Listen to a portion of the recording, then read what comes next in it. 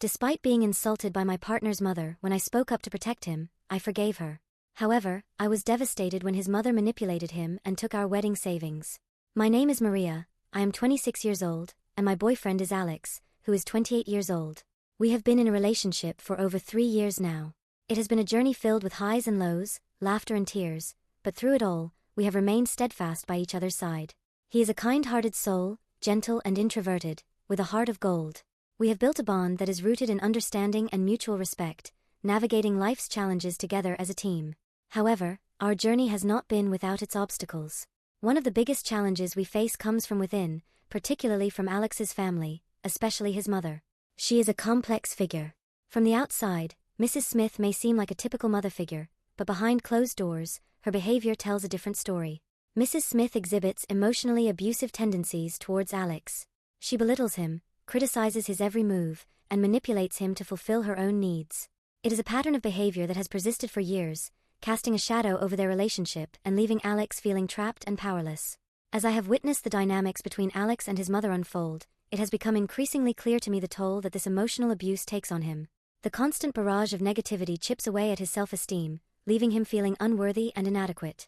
Yet, despite the pain it causes him, Alex yearns for his mother's love and approval, desperately seeking validation from a source that seems incapable of providing it. Mrs. Smith's troubled background serves as a backdrop to her emotionally abusive behavior towards Alex. 3 years ago, she went through a divorce that left her emotionally shattered. The dissolution of her marriage triggered a downward spiral in her mental state, exacerbating her already fragile emotional condition. Unable to cope with the upheaval, Mrs. Smith became increasingly bitter and resentful.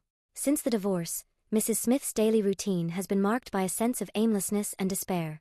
She lacks motivation to engage in meaningful activities, often spending her days in isolation, neglecting household chores and responsibilities.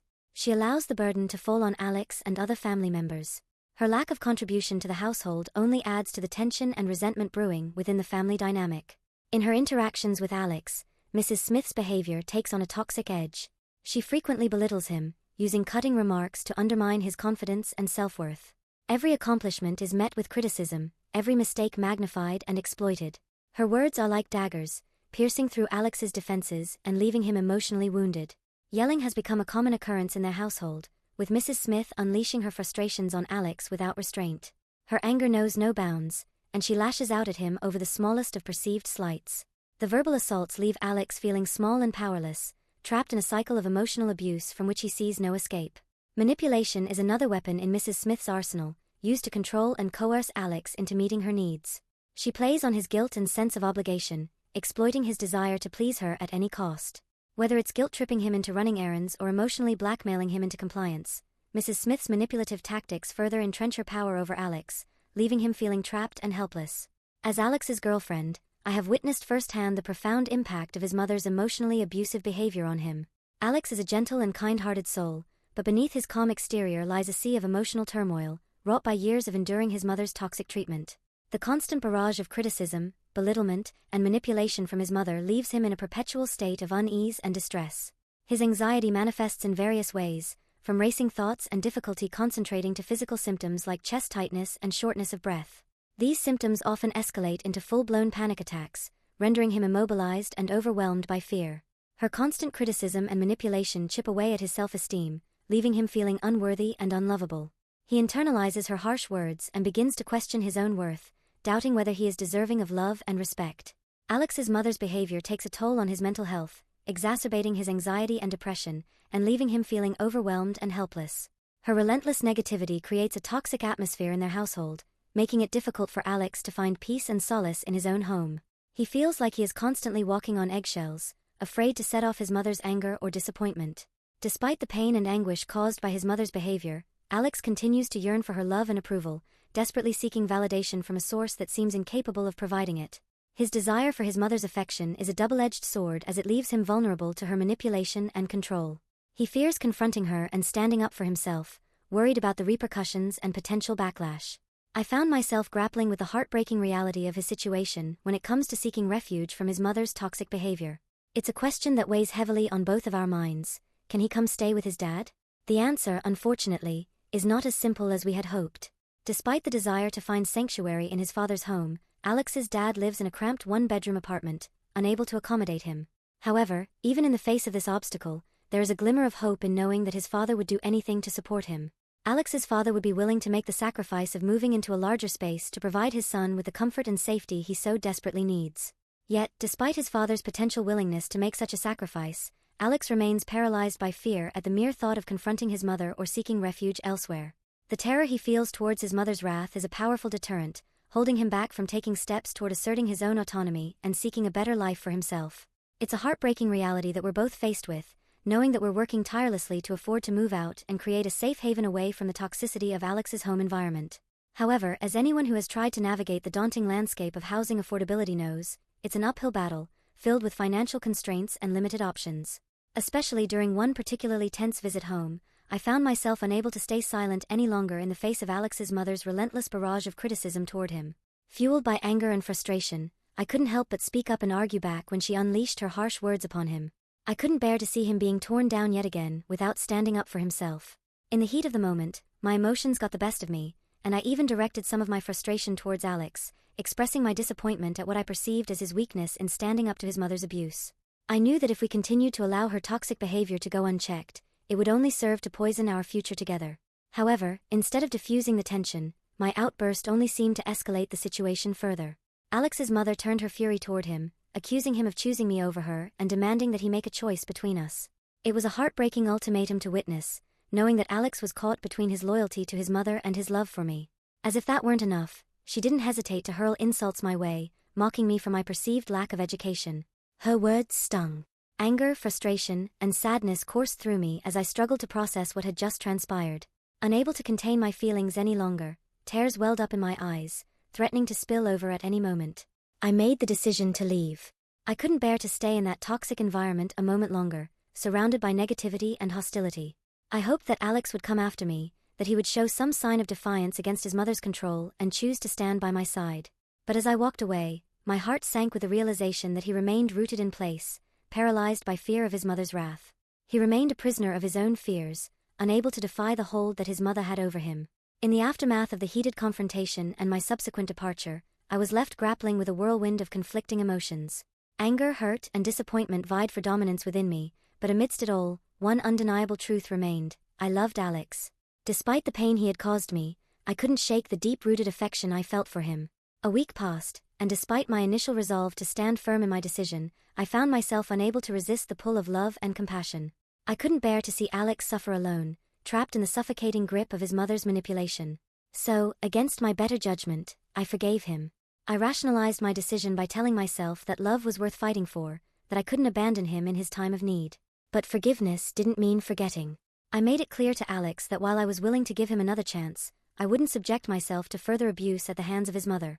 From that point on, we chose to meet outside of his mother's house, avoiding the toxic environment that had caused us so much pain. However, just when I thought we were making progress, another blow came crashing down. Alex made the shocking decision to take the money we had been saving for our future together and hand it over to his mother. It was a devastating betrayal, one that cut me to the core. The realization that Alex had succumbed once again to his mother's manipulation was like a dagger to my heart. I felt a wave of despair wash over me, wondering how I could have been so blind to the extent of Mrs. Smith's control over him.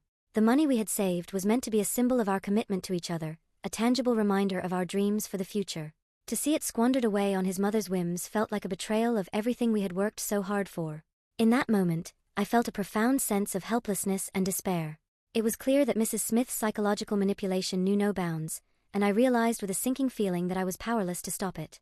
Despite my love for Alex, I couldn't ignore the harsh reality of our situation, and while my heart ached at the thought of walking away, I knew that I couldn't continue to sacrifice my own well-being for the sake of a relationship that was built on a foundation of manipulation and deceit. So, he and I broke up. 1 month later, I received a distressing call from Alex. His voice trembled with despair as he confessed that he felt utterly worthless, consumed by thoughts of despair and hopelessness. My heart broke for him as he revealed that his mother had callously betrayed him, taking all the money he had given her and running away with another man. In that moment, it became painfully clear that he needed me more than ever before. Driven by love and compassion, I made the decision to return to his side, determined to offer him the support and comfort he so desperately needed. Together, we embarked on a journey of healing, attending regular therapy sessions at the hospital to address his mental health struggles. Despite the challenges we faced, I remained steadfast in my commitment to him, serving as his rock and source of encouragement during his darkest moments. I took it upon myself to create a sense of hope and optimism for our future, painting a vivid picture of the beautiful life that awaited us once he emerged from the shadows of his past. Slowly but surely, his spirit began to stabilize, and the light of hope flickered once again in his eyes. In the midst of our shared struggles, our bond only grew stronger, forged in the fires of adversity and strengthened by our unwavering love for each other. It was during this time of turmoil and transformation that we made the decision to take the next step in our journey together. We decided to get married. Filled with a renewed sense of purpose and determination, we embarked on the exciting journey of planning our future together, eager to leave the pain and hardship of the past behind us. With each passing day, our love continued to blossom, a beacon of light guiding us toward a brighter tomorrow.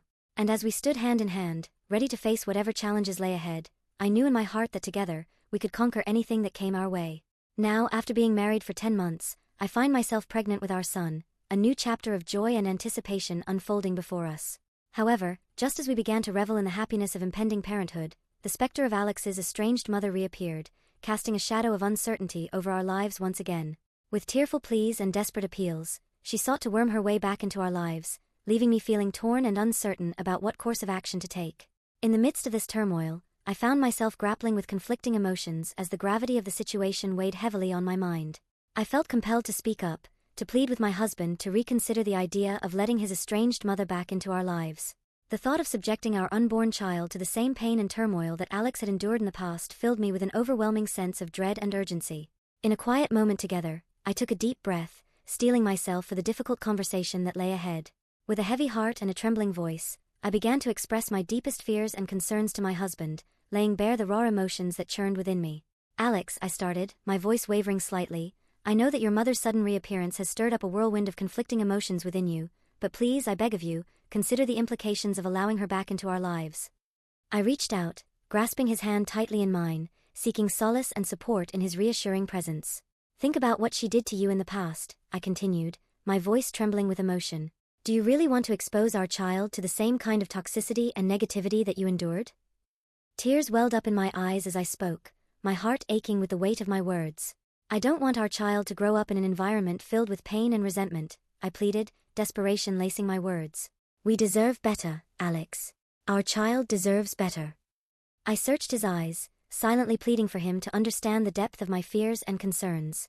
But as I gazed into his eyes, I saw the conflict raging within him, the turmoil of emotions that mirrored my own. For a long moment, there was silence between us, punctuated only by the soft sound of our breathing. And then, with a heavy sigh, Alex spoke, his voice tinged with uncertainty and hesitation. "I understand your concerns, Sarah," he said softly, his gaze dropping to the floor, "but she's still my mother, and despite everything that's happened, I can't shake off the feeling that I owe her another chance."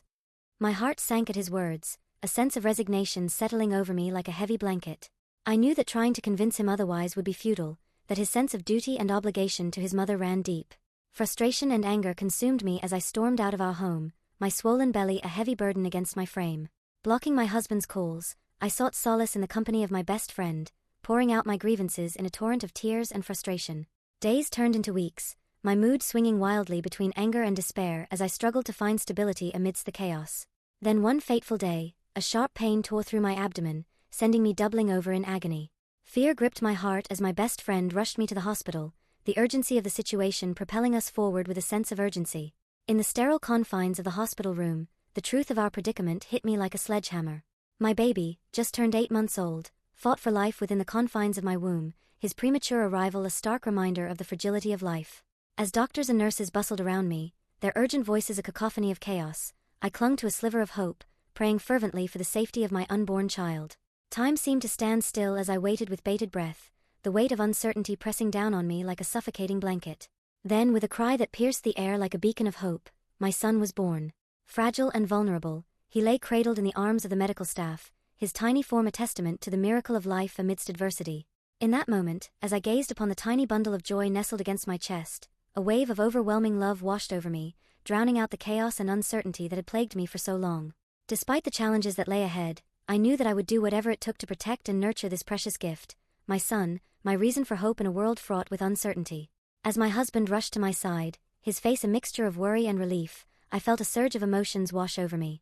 In his arms, I found solace and strength, his presence a reassuring anchor amidst the tumultuous sea of emotions that threatened to overwhelm me. His embrace was a testament to the love and support that had sustained us through the darkest of times, his warm touch a balm to my weary soul.